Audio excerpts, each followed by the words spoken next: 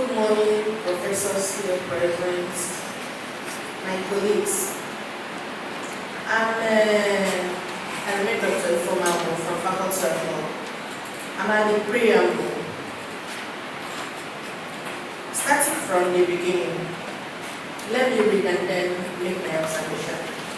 The University of Port Harcourt affirms its commitment to creating a gender-equal campus, knowing full well that gender equality and the rights of the person to be free from discrimination are enshrined. That is what I'm adding now. That is what I'm suggesting now. Are enshrined in the Constitution of the Federal Republic of Nigeria as fundamental human rights. And at that point, I put full stop. I said are enshrined in the Constitution of the Federal Republic of Nigeria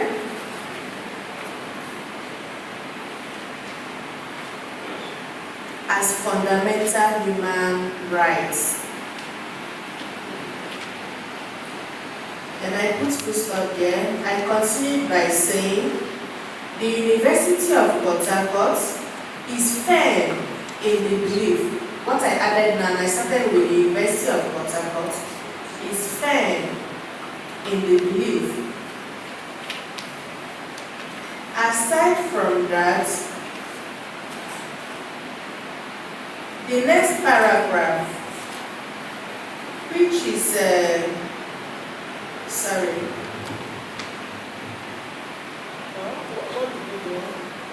What after the full stop? The university again? Went back to university again? No, just after the full stop. The University of Port Harcourt is the council. That's what I'm saying. That's what I'm saying. Except, yes.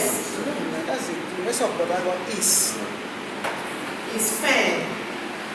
Then the paragraph that said, knowing that a truly inclusive and equitable university, I started by saying, having a fundamental and uncompromising commitment that a truly inclusive and equitable university community,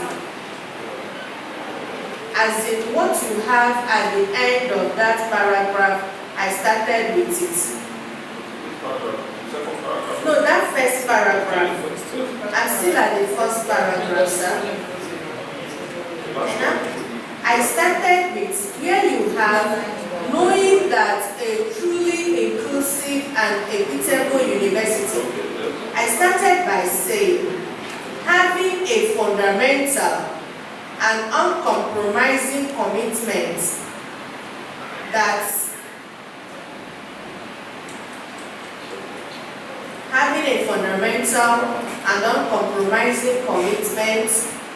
that a truly inclusive, and I continue with what you have, commitment that a truly inclusive and equitable university community is only possible when gender is valued, respected, and is given its proper place in the composition of the gender components of the university community, full stop.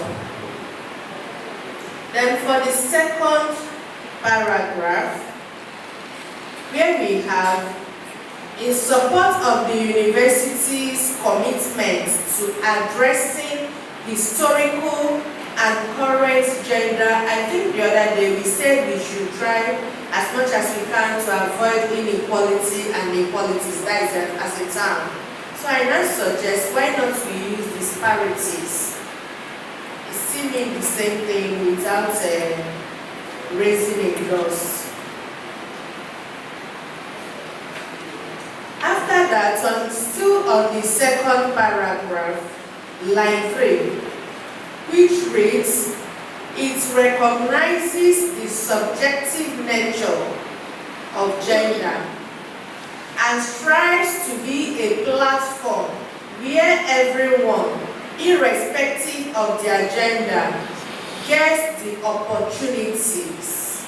Instead of and there, I suggest while biases and stereotypes are challenged and broken, because we are not conjoining what we said with the biases that we are erasing.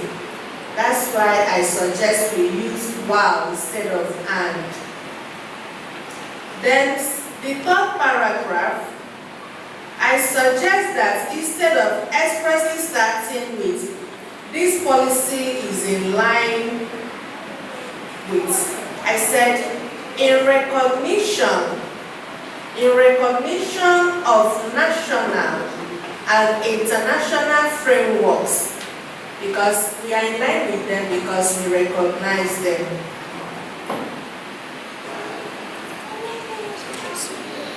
Sorry?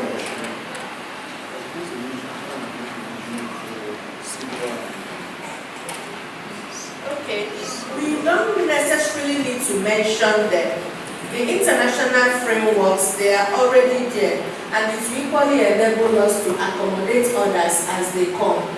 Previously, we had only UNIHR before the international covenants. Now we have CEDAW and a lot of them. So just having international framework there, I think it suffices. Then, relating to gender equality and sustainable development, this policy outlines the university's strategic objectives. What I just added there is this policy after inserting a comma. Then in our last class, I think we agreed in respect to the health services to remove comprehensive and find another appropriate adjective. You said? Adequate. You suggested adequate. No, it's not intervention. Intervention is there on its own. We are talking about the comprehensive health services. Comprehensive should be changed to adequate. Okay, this is third paragraph. Yes, still on the third paragraph, second to the last line. Then the fourth paragraph is where we also needed to capture the reporting system. Okay, And ma'am. that reporting is what actually makes us realize that there's something and we have to deal with it. Yeah, I think it has to be captured and it's part of it. Table access to official and other resources support to work provide adequate help. We have a second. Have a second. Should be included there. Yeah, The report pathway should the report pathway. All right, the report pathway should be very clear. So maybe after that stereotype report pathway, adequate health services. Are we all there? Hello? Yes, I see where you are. Yeah, the same line, the second to that last line, on the top paragraph. If you say combating gender stereotypes, the reporting pathway should also be part of it before adequate health services are provided for mentorship and networking across the network. Is that? Okay. Yeah. Okay, I think there we can add combating gender stereotypes, formidable reporting pathway, adequate health services, and the rest. Why formidable? Is to show how strong it's going to be, how strong and confidential. Yes, the level of commitment from the university. That is why I suggest we should add the adjective formidable. Remember, it's a suggestion.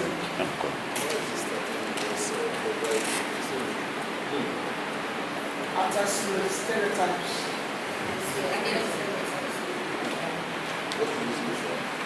We should have the formidable.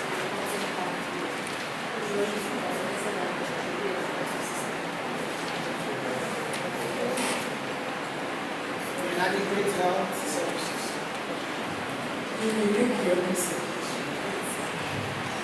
Okay, thanks for that permission to continue. Then in the the fourth paragraph, which is now going to be emphatic, I suggest that we start with the word therefore, this document is not, because that is the paragraph that is showing our seriousness. This document is not just a policy. Then I continue, okay, let me just read what I have here.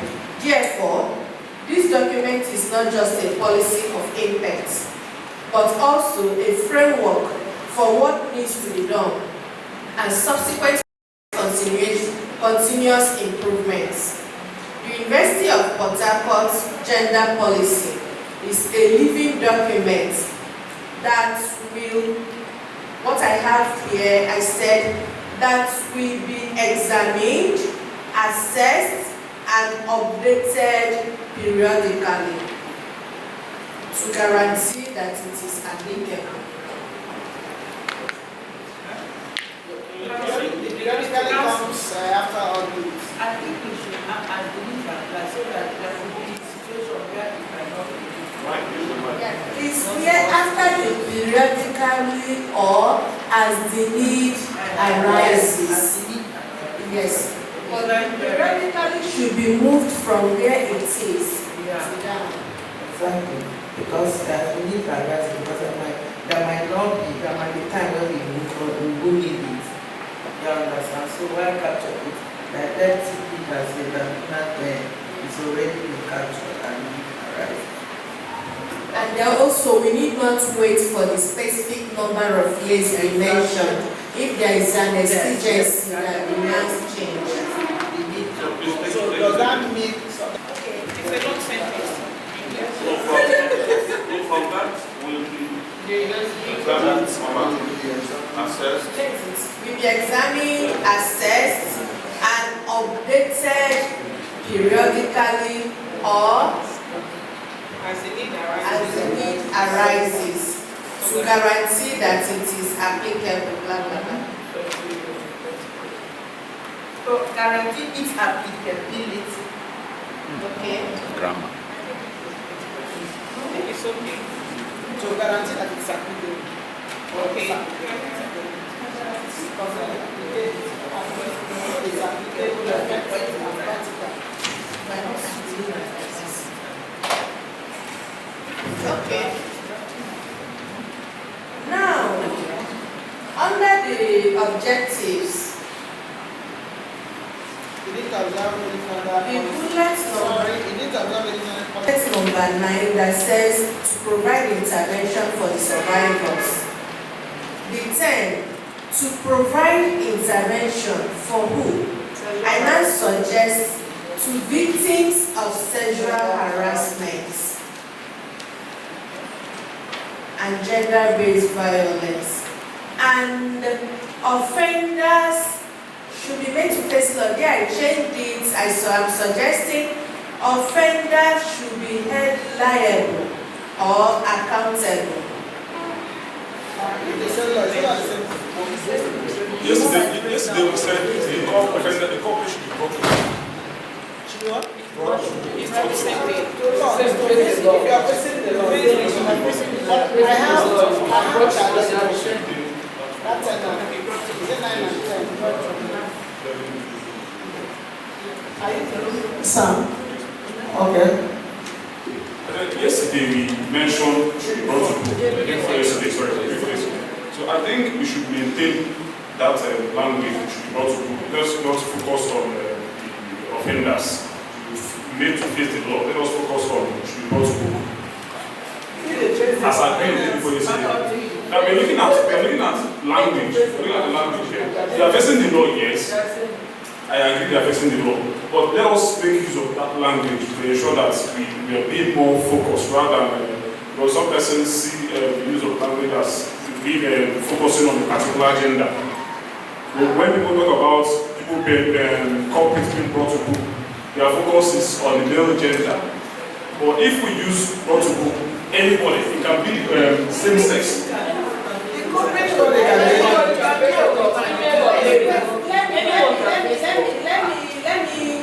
permission, let me enlighten us a bit.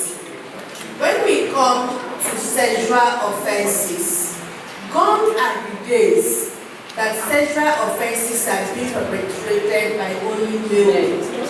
Because now even the instrument of the sexual offense has changed. The object has changed, the subject has changed, because the VAP law and VAP law applicable in Rivers State and VAP Act as is applicable in the Federation recognizes that even pen can be used, even needle and all that. Therefore, the object and subject of sexual harassment has automatically changed.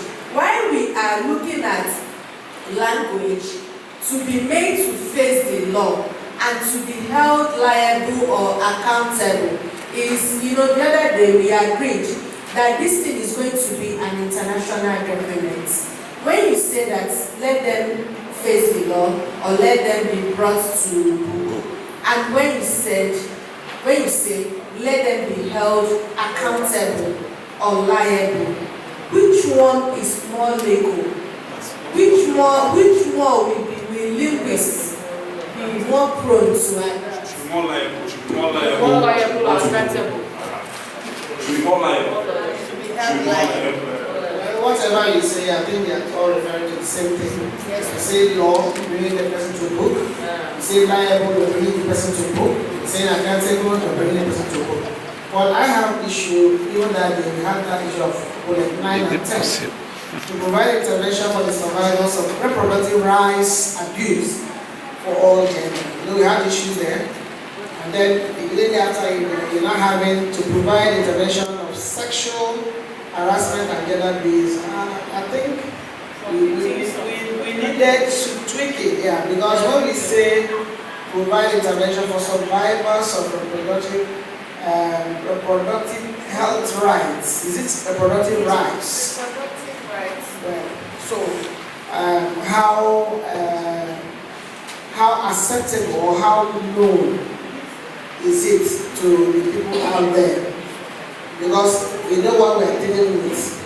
Now, even though we agree that reproductive health rights is a very important aspect of gender studies, well, here we are looking at sexual harassment and gender-based as This nation, I don't think this objective will achieve much. that's what I'm saying. I don't think it will, because it's still a movement that is ongoing, but there is no law on it for now. The only thing you can do is to bring an action under assault to person, but autonomy, body autonomy, and being free from sexual harassment for people that are married is not an offense in this country. We are not going to talk about it. If somebody is confident enough to talk about it, it will be followed up.